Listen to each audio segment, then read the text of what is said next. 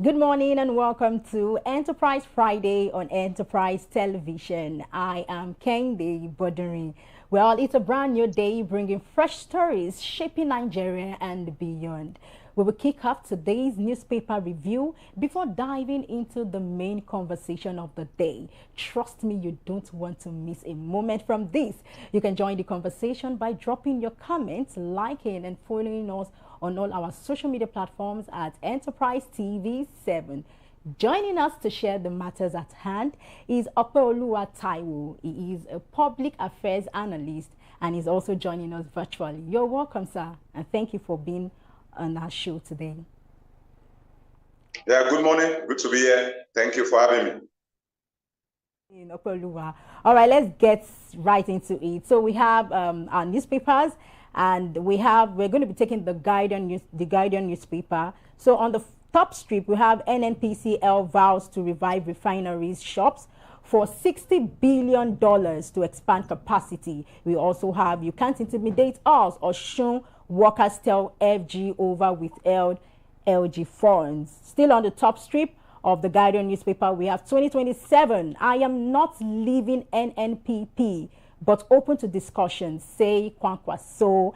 And on the big story here, we have surge in unruly fan conduct match day violence purge, NPFL in crisis. We also have more stories here, but I would like us to just take this story, which has to do with the 2027. I am not leaving NNPP, but open to discussions, says Kwakwaso. Now, Okmoluwa, we know that Rabi Musa Kwankwaso has shut down rumors of leaving the NNPP ahead of 2027 elections, and he says he's committed to the party, but open to discussions with other political actors.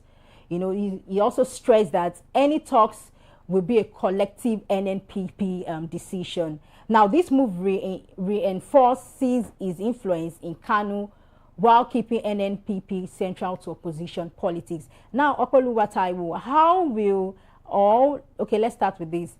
Why is Rabi Musa Kwankwaso insisting on staying with the NNPP despite speculations of him leaving? Can you hear me? That's a wonderful question. You know, Nigeria politicians, Nigerian political leaders, they are well known to be indecisive when it comes to pushing their narrative, their political pattern, and their indecision is intentional. So what does that mean? They are intentional in deceiving the people. They are intentional in blackmailing the emotion of the masses. They are intentional in gaslighting the masses. Apparently, when two elephants are on the battlefield, it is obvious that the grass will suffer. There are thousands of members of NNPP who have never benefited anything from Kwankwaso being their political leader. So coming against 2027, saying that you are still in NNPP and open to discussion, it's like you are trying to play into the gallery of Barisanyism Wike, the current FCT minister, who is currently in PDP, but is dancing as a masquerade in APC. So what does that mean? This shows to you that our political leaders lack merit when it comes to ideology, when it comes to system and consistency in building structure in their political party. Kwankwaso is known to be a political figure in Kano State. But what is Kwankwaso in Southwest? What is Kwankwaso in Southeast? What is Kwankwaso in South-South? Those are the questions we should be asking. So I know he's a former governor of Kano State. There's no doubt about that. But beyond being a state governor, what structure does he have in Abuja? What structure does he have in Lagos State? What structure does he have in Borno State? Don't forget, he was also in PDP and he was also in APC. before he decided to jump the gun into NNPP. And when he got to NNPP, he was also seen as somebody who decided to oppress whoever is supposed to be the presidential candidate. And he hijacked the party. And now he's telling us that he's open to another discussion. So what kind of discussion? Is it political discussion? Is it economic discussion? Is it infrastructural discussion? Is it ideological discussion? Those are the next question which you ask Rabiu Kwankwaso. You know, it was, I could remember some times ago at his, I could remember maybe 62nd birthday or thereabout in one of the biggest hotels in Lagos State. You know, some of us who were privileged to be there on that day when he was a senator, and we saw that, you know, for a leader who wants to govern Nigeria, there are legality and technicality you have to put in place. If those things are not there, you don't play politics on the pages of newspaper. So I believe Kwankwaso has to go back home and go back on the drawing board and see what he has done so far. Though he has done well for himself, to be candid to him. He has done well for himself in Kano, but I don't know about that in Ogun State, and I don't know about that in Borno State. Neither do I know about that in Enugu State. That's another conversation. So let's see what he can offer or what he has offered nationally before talking about open discussion.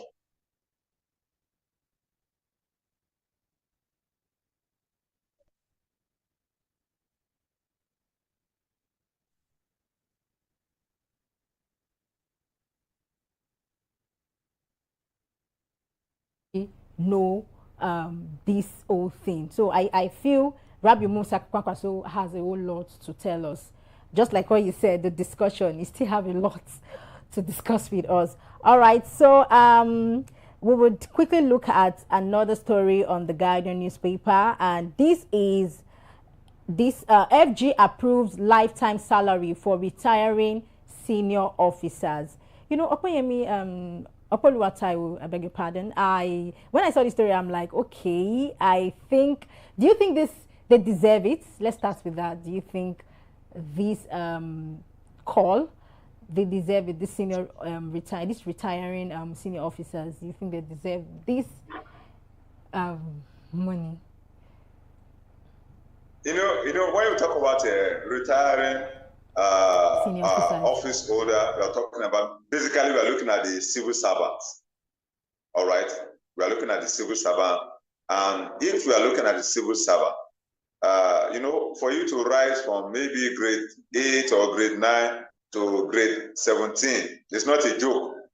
So it takes years of experience and what have you. And I believe there is a policy in place in some states in terms of lifetime salary, especially for PS, that is the permanent secretaries. You know, because in Nigeria, for you to become a permanent secretary, you are like equivalent to a commissioner. All right, because you are the governor of that ministry. So if you are the governor of that ministry, then it's expedient that some package should be allocated to that office. Because one of the reasons why I believe that policy is being initiated and upgraded at the national level is because at any point in time, as a permanent secretary or a former permanent secretary, the government is liable to call you for any board meeting, for any committee, for any commission, at any point in time, as long as you are still alive. Why?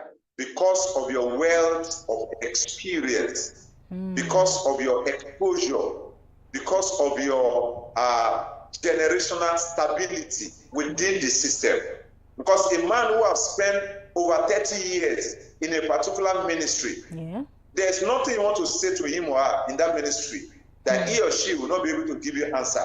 Sure. Whether it's in finance, whether it's in admin, whether it's in audit, whether it's in procurement, whether it's in store departments, whether it's in the bureaucratic processes.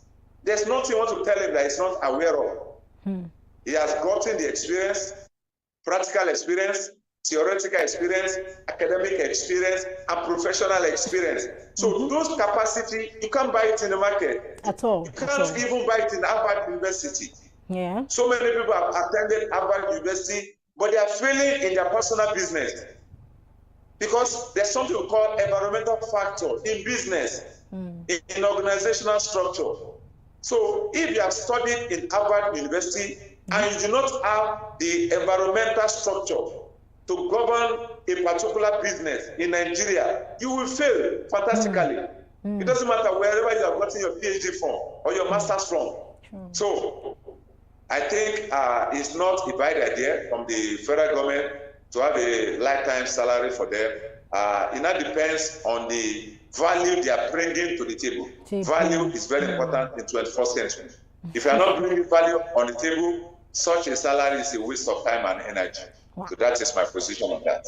All right, thank you. Very well said, and it was well detailed. Okay, let's just quickly go to the next newspaper. We have Daily Trust, and the big story on Daily Trust is universities head for strike. We also have why Barrow Port is still ideal for 6 years after commissioning reps panel. We also have Kwankwaso ACF decry Alabarago market demolition. We also have 420,000 Nigerian children at risk of malnutrition this year. And the last but not the least, on Daily Trust, we have FGI's passport fees second time in 1 year. Now, please, I want us to look at this, the big story on the Daily Trust, which is universities head for strike, because I feel this story is really disturbing, and for the fact that we still have, we are looking at, these students.